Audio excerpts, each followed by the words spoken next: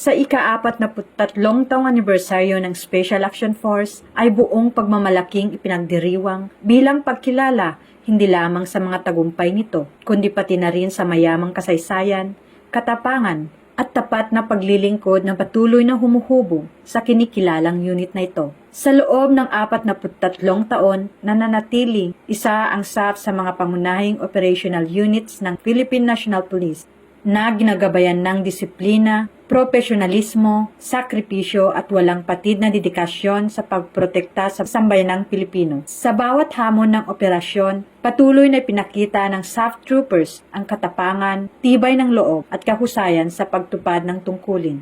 Kinikilala rin ang pagdiriwang na ito ang mahalagang ambag ng mga tauhan ng SAF na ang kanilang katapatan, dedikasyon at patuloy na suporta ay nagpapalakas sa organisasyon at sa pagpapatupad ng mandato nito sa paglilingkod at seguridad.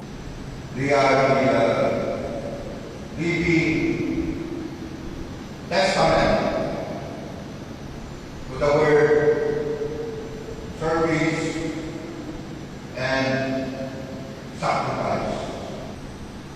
Ang ibinibigay sa atin, law for the moral and welfare of all sa troopers. May these stories guide us in choosing right or wrong.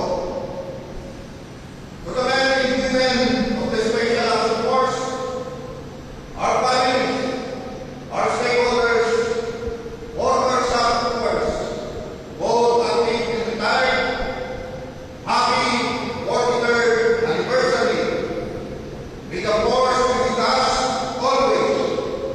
Mabuhay ang Philippine National Police, mabuhay ang Special Action Force, mabuhay ang PNP, para sa bagong PNP, serbisyo mabilis, tapat at nararamdaman. Maraming salamat at again,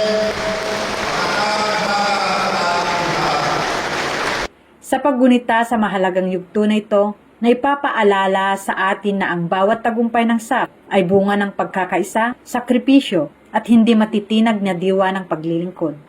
Ang pamana ng unit na ito ay hindi lamang nasusulat sa mga operasyon nito, kundi maging sa buhay na nailigtas at kapayapaang naitaguyod para sa bansa.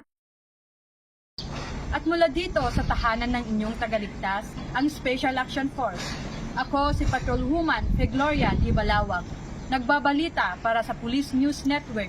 At ito ang bagong PNP para sa bagong Pilipinas, serbisyong mabilis, tapat at nararamdaman.